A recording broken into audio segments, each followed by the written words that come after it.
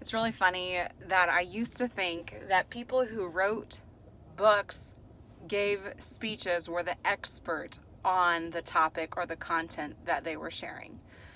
And, you know, I have heard people like Havilah Cunnington say, no, it's just because God's going to bring you through it and he knows you're going to be obedient to share it. And you're actually the one who needs it the most. And I really just thought writing this book and all this content was just like stuff I had gone through. But I'm going to be honest with you. This past week, so like this first week of November, end of October, leading up to the launch of even just sharing the news, like nothing is like published. We're still such a far ways away from that. I was just so attacked spiritually. Like I cannot even remember the last time I felt this weighted down or confused and just lost in the fire. And I kept telling my husband, I said, I just feel like I am taking reactive fire. I cannot even get my head above water to strategize, to get my shield in place, to even overcome the right fight. I keep like thinking like, okay, this is the fight. This is what I need to like focus on and just go head in and attack. And it was like it was coming from all sides. And I reached out to several of my women who are my prayer warriors and partners, and it was just really powerful how each of them responded with just such authority of, we will cover you, we're going to hold up your arms. They went to bat for me, and even, just my husband. And I just thought, I don't understand, God. I don't understand what's happening. Like, I'm walking in the obedience. I'm walking in what you've asked me to do, and this is already a big enough leap. Like, what is happening?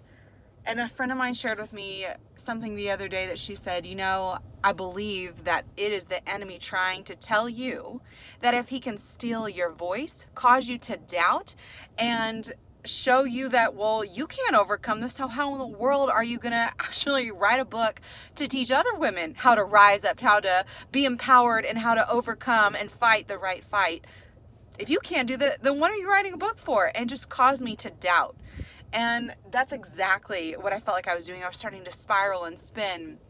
And truly, there are three things that just, I felt like, one, sustained me, and number two, helped break this heaviness and just confusion. And when I say grief, I don't mean like I was sad, but I had heavy tears every single day, and they would just happen in a moment's notice. And I can't give all the weight. I can't give all the assignment of that to pregnancy. I just won't. Some of it, probably yes, but not all of it.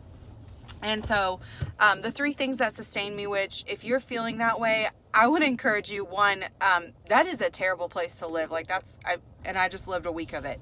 And I know it probably won't be the last time that it happens. So I'm just telling you, I'm just sharing with you my journey, but definitely spending time in the Word, having worship music on nonstop. So number two, and I mean nonstop, like hands raised, I am proclaiming. And then number three was reaching out to my community of believers, of women that they didn't need to know all the details. They just said, hey, we're covering you. We've gone to bat for you. And so that's what that looked like. And so if you're there, and if you don't have that community, reach out to me. I would love to pray with you, pray for you. And I know our team for Catalyst Women would love to do the same. But I just want to thank you for just championing me, supporting me already, and praying for me for this book. It has been a huge leap of faith. And I just figured, well, devil, you're going to wage war anyway. Why not just continue to walk in that obedience? So there we go.